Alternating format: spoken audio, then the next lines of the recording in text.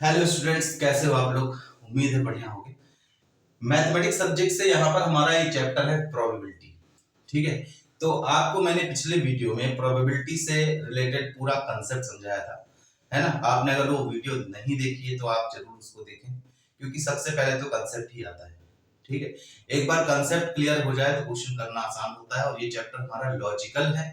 ठीक है, इसमें आप बड़े ही आसानी से आंसर तक पहुंच सकते हो, क्योंकि इसमें ज्यादा कैलकुलेशन तो है नहीं, है ना।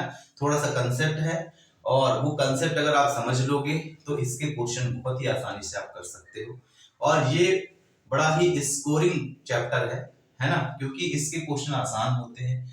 थोड़ा सा समझ करके ही आप आंसर निकाल सकते हो। यहाँ पर हम कुछ क्वेश्चन की ही बारी है ना। हमने कंसेप्ट तो सारा पढ़ ही लिया था उस वीडियो में। अब यहाँ पर हम क्वेश्चंस करेंगे, और वो क्वेश्चन जो एग्जाम में आए हुए हैं, ठीक है, ये बड़े ही इंपॉर्टेंट क्वेश्चन है। ये पहले भी एग्जाम में आ चुके हैं और ये आते रहते हैं, तो आपके एग्जाम में भी आ सकता है। जितना आप क्वेश्चंस करोगे उतना ही कंसेप्ट क्लियर होगा। तो आप चलिए मेरे साथ कुछ क्वेश्चन करते हैं। इसको आप कॉपी में सॉल्व भी करते जाएं, ठीक है, नोट करते जाएं। ये आपके एग्जाम के लिए काफी ज्यादा इंपॉर्टेंट है। चलो देखते हैं प्रोबेबिलिटी पर। ये एमसीक्यूज कुछ दिए हुए हैं।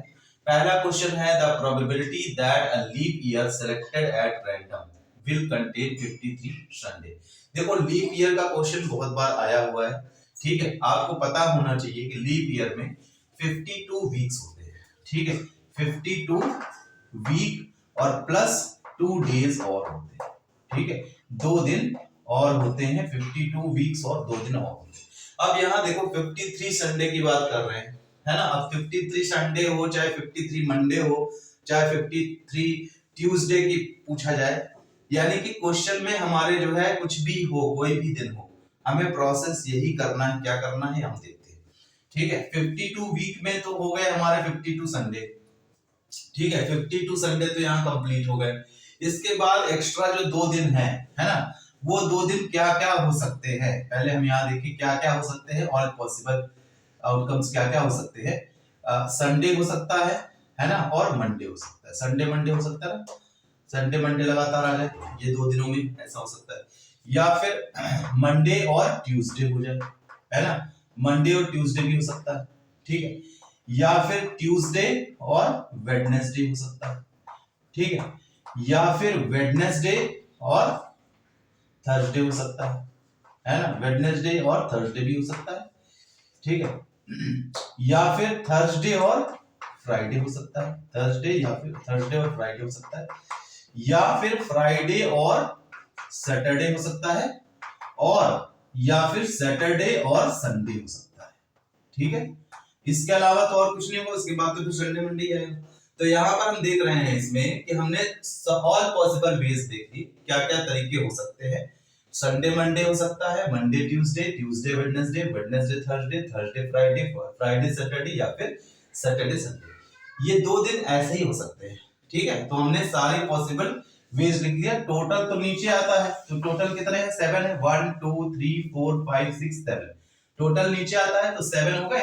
अब इसमें देखो 2 दिनों में हमें क्या चाहिए? हमें संडे चाहिए। संडे कहां कहां पर है? संडे हमारा पहले केस में है, संडे मंडे में, और लास्ट वाले केस में सैटरडे या संडे। ठीक है, ये 2 केसेस में हमारे संडे आ गए, तो 2 यहाँ फेवरेबल कितना हो गया? 2, है ना। 2/7 हमारा इसमें ऑप्शन में देखें, ये हमारा आंसर हो गया। 2/7 यहाँ पे 53 संडे में आ जाएगा। अब यहाँ पर अगर मंडे पूछता है तो भी 2/7 होगा।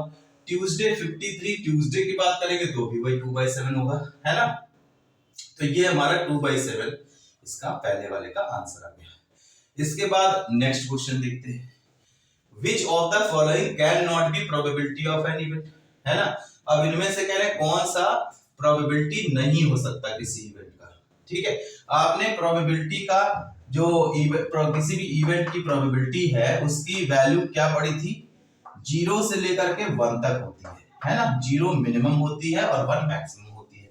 और यहाँ पर 0 और 1 के बीच में प्रोबेबिलिटी की वैल्यू आती है। 0 और 1 भी इंक्लूड है। ठीक है, इम्पॉसिबल इवेंट की 0 होती है और श्योर इवेंट की 1 होती है। बाकी सारी इवेंट की प्रोबेबिलिटी हमारे 0 और 1 के बीच में आती है। तो यहाँ पर देखें जरा, इसका मतलब क्या हुआ? नेगेटिव हो ही नहीं सकता, है ना।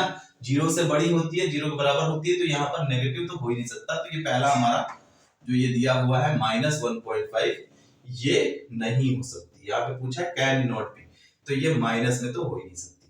2/3 हो सकती है, 0.7 भी हो सकती है ना। 15% भी उसको परसेंटेज में, फ्रैक्शन को परसेंटेज में कन्वर्ट कर सकते हैं, तो परसेंटेज में भी हो सकती है। तो यहाँ पे नेगेटिव में तो नहीं हो सकती। ठीक है, अच्छा आगे बढ़ते हैं। यहाँ नेक्स्ट है if probability of happening of an event, है ना, होने की प्रोबेबिलिटी 3/7 है।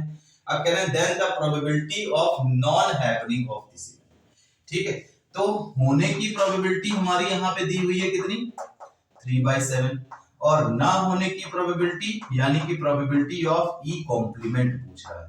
इसमें हम क्या करते हैं, 1 माइनस प्रोबेबिलिटी ऑफ इवेंट, यानी कि हमें क्या करना होता है, 1 से माइनस करना होता है इसको। तो 1 से अगर हम इसको 3/7 को माइनस करेंगे, 7 एलसीएम हो जाएगा, 7 माइनस 3/7 कितना हो गया, ये 4/7 हो गया, है ना। कितना आ जाएगा, 4/7 इसका आंसर हो जाएगा।